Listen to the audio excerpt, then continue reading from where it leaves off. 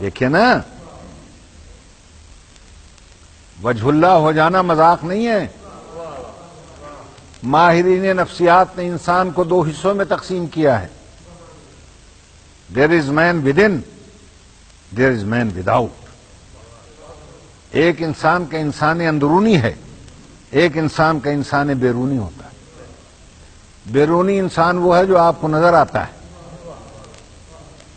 اور جتنی تمنائیں، خواہشات، ولولے، تمنائیں اندر دل میں چھپی ہوئی ہیں، وہ انسان کا انسان اندرونی. اور انسان اندرونی انسان بیرونی کے جھروکوں سے جھانکتا. اندر چھپی ہوئی تمنائیں اور خواہشات چہرے اور آنکھوں سے نمایاں ہو جاتی ہیں. توجہ ہے یا نہیں؟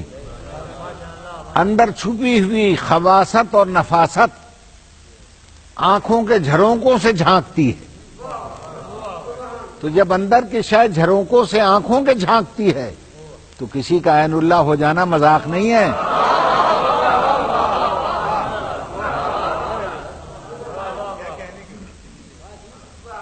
جب چہرہ بتاتا ہے کہ اندر کیا چھپا ہوا ہے تو وجہ اللہ ہو جانا بھی مذاق نہیں ہے.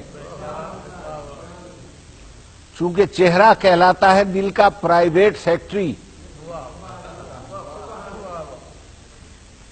پہلا واسطہ افسر سے تو نہیں پڑتا، سیکٹری صاحب سے پڑتا ہے. سیکٹری صاحب کا چہرہ اترا ہوا ہے تو آپ سمجھ لیتے ہیں کہ صاحب سے کوئی جھڑپ ہو گئی ہے. چہرہ حشاش بشاش ہے تو سمجھتے ہیں صاحب کا موڈ بھی ٹھیک ہے، جو اندر پردے میں چھپا ہوا ہے. توجہ فرمائی آپ نے. تو یہ جو چہرہ ہے یہ دل کا پرائیویٹ سیکٹری ہے. یا اللہ تو تو کائنات کے دل کی طرح چھپا ہوا ہے. نمازیں سب نے پڑھی، روزے سب نے رکھے، حج سب نے کیے، زکاتیں سب نے دی. ہمیں کیسے پتا چلے تو کس سے راضی ہوا اور کس سے ناراض؟ اس نے کہا میں نے اپنا ایک چہرہ تم میں رکھ دیا ہے، اسے وجہ اللہ کہتے ہیں. اگر علی راضی ہے تو میں راضی، وہ ناراض ہے تو میں ناراض ہوں. اسی لیے توحید کا جو تعارف اللہ کا ان ہستیوں نے کرایا، اللہ کی حقیقی پہچان باب العلم سے زیادہ کوئی نہ کرا سکا.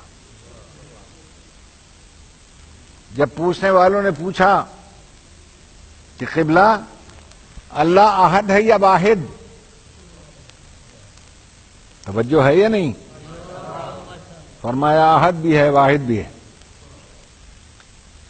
واحد اور احد ان کے لیے ابھی ہماری زبان میں کوئی لفظ بنا ہی نہیں جو اس کا ترجمہ کر سکو.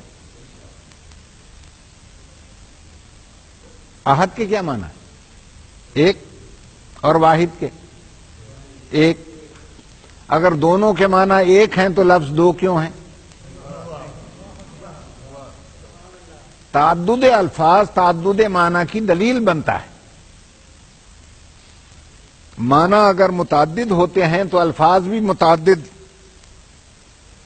لائے جاتے ہیں. کوئی وضاحت نہ کر سکا سوائے خطیب منبر سلونی باب مدینۃ العلم کی. جب مولا سے پوچھا گیا کہ احد اور واحد، فرمایا جو دو آدھوں میں تقسیم ہو جائے وہ واحد ہے، اور ناقابل تقسیم اکائی کو احد کہتے ہیں. احد بلا عدد،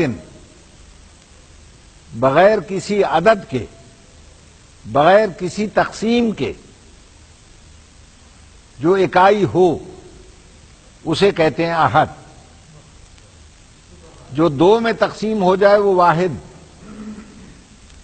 توجہ ہے یا نہیں؟ ہو سکتا ہے آپ سوچیں کہ اللہ بھی واحد ہے، تو وہ دو میں کیسے تقسیم ہو سکتا ہے؟ نہیں، اس کی صفات عین ذات ہے، ذات عین صفات ہے۔ توجہ ہے یا نہیں؟ ذات و صفات کا مالک وہ اللہ ہے۔ توجہ فرما رہے ہیں؟ دیکھیے، آپ اللہ کی معرفت حاصل کرتے ہیں علت اور معلول کے ذریعے، جس طرح دھواں اٹھتا ہوا دیکھتے ہیں تو آپ سمجھ لیتے ہیں کہیں آگ ہے، علت کو دیکھا، معلول کو سمجھا۔ تو ساری کائنات نے اللہ کو سمجھا زمین کو دیکھ کر، آسمان کو دیکھ کر، سیاروں ستاروں کو دیکھ کر، لیکن وہ ہستیاں جو اس وقت پیدا ہوئیں جب نہ زمین تھی نہ آسمان، نہ عرش تھا نہ فرش، نہ لوح تھا نہ قلم، حرکت و سکون ابھی کسی ساکن و متحرک کے انتظار میں دم بخود تھے، اجسام عناصر کی ترکیب مزاجی کے منتظر تھے، ارواح امر کن کی محتاج تھیں، کائنات کا ذرہ ذرہ لباس عدم پہنے ہوئے نیستی سے ہمکنار تھا، صاحبان فلک بے اعتنائی کا شکار تھا، اس لیے آفتاب کی نورانی کلس اس پر لگائی نہ گئی تھی، زمین کا زمردی فرش بے اعتنائی سے دوچار تھا، اس لیے مخملی سبزہ اس پر نمودار نہ ہوا تھا، نہ گل تھا نہ بوٹا تھا، سارا جہاں سونا تھا، نہ سورج تھا نہ چمک تھی، نہ چاند تھا نہ دمک تھی، نہ ستارے تھے نہ جھلک تھی، نہ ڈالیاں تھی نہ لچک تھی، نہ بلبل تھا نہ چہک تھی، نہ کلی تھی نہ مہک تھی، نہ غنچے تھے نہ چٹک تھی، نہ کسی منافق کے دل میں خار تھا نہ کھٹک تھی۔